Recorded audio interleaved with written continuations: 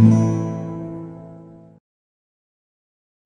folks, welcome to lesson number 2. I know you guys are eager to get started and to learn your first chords and songs, but before we do that, there's a couple of things we need to talk about. First of all, I'd like to properly introduce you to your guitar and just talk a little bit about, terms and definitions.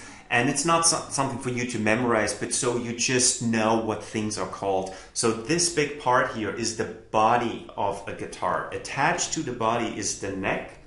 The front side of the neck is called the fretboard. Also, these things here are called frets. That's why it's called fretboard.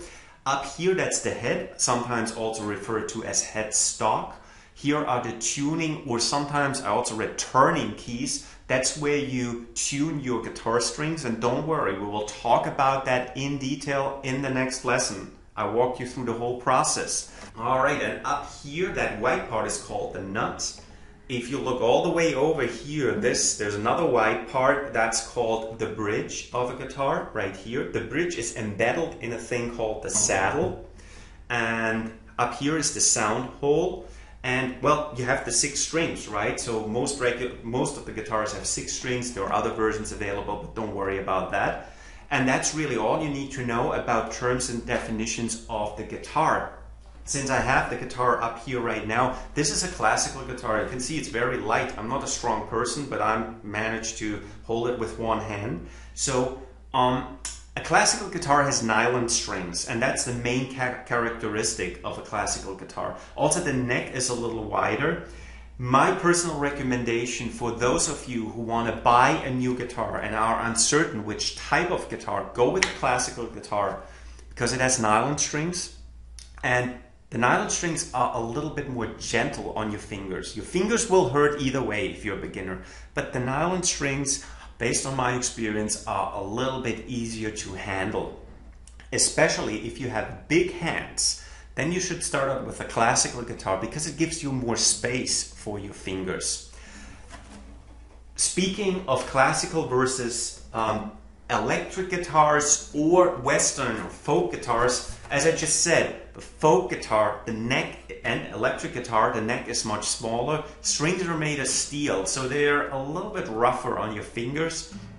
But if you have an electric guitar right now, or if you have a Western guitar, go with it. I don't want you to buy a new guitar just because I said that I prefer classical guitars for beginners. Later on, it's a different story. But go with whatever guitar you have right now. Also think about, before you spend a lot of money, borrowing guitar from a friend or a family member. Just make sure it's not a toy, it's a real instrument, so it should be playable. What else do we need? We talked about guitars. What about accessories? Accessories, very important. You need a guitar tuner, especially if you're a beginner. Now, on the right side, there's an online guitar tuner. The problem with that is you have to rely on your ear in order to tune along with an online guitar tuner. As opposed to a real tuner like this one, which you clip onto your instrument, and a scale shows you whether your string is correctly tuned. So you have that visual component that tells you, yes, you're now good, or you're too low, or you're too high. So get yourself one of those. They're under $10. This one is the Snark SN1. There are other models, other brands available. I don't care what you buy, but please get yourself a guitar tuner. In addition to that, a metronome. This is a super old version, 25 years old or so. You have to wind it up and then adjust the beats per minute here on the sliders.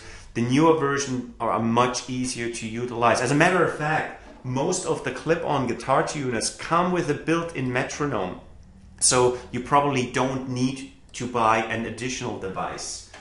What else is there? The capo. One of the most hated things among guitar beginners is the capo. The capo, for those of you who don't know, is something you just clip on your guitar and it changes the key in which you play. And we talk about that capo in a later lesson in detail. I want you to get one. And I know, again, as I just said, I know that people hate that thing, but there's really nothing to worry about. It's very easy to use, very easy to learn. We talk about it in more detail. Get one of those clip-on capos versus the older versions have like a strap, and it gets all complicated. So again, it's like $10. It's below $10 actually. Guitar picks.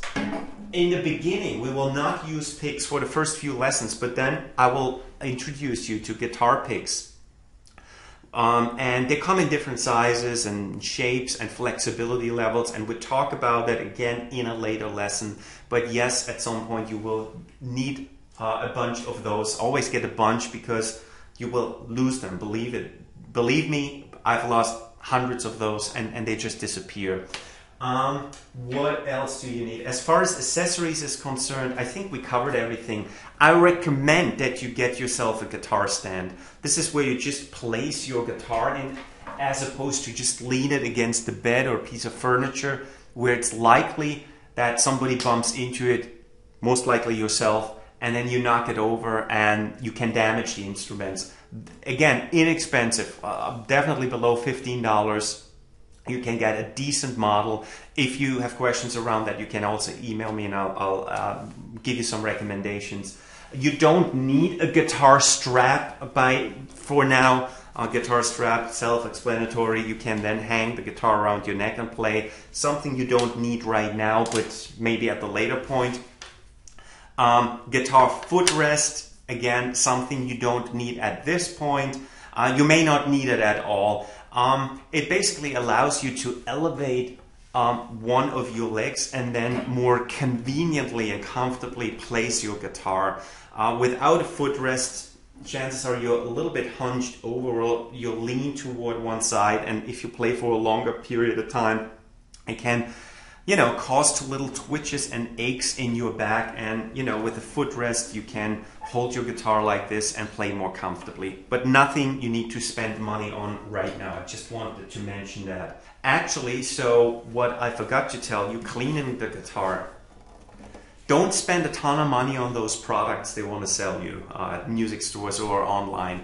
Use something like an oily soap that is made for furniture, that is soft and a little bit more soapy versus an aggressive detergent, and just a cloth or a rag that is obviously clean and relatively soft, so it shouldn't be scruffy.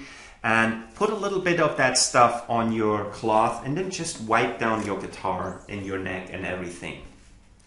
Don't use any more of the aggressive detergents. Those you can use for the strings, like a regular household cleaner.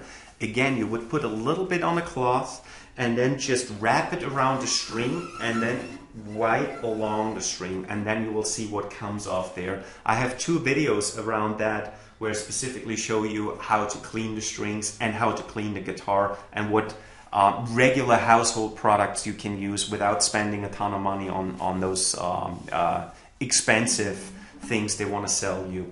So that's really it. That's really all you need to know around the guitar. And again, in the next lesson, we talk about tuning. I will show you exactly how you do that. And then after that, we're going to learn our first few chords. We're going to finally start playing. You're only 2 lessons away from learning your first song. I'm excited. I look forward to that, and I will see you very soon, okay?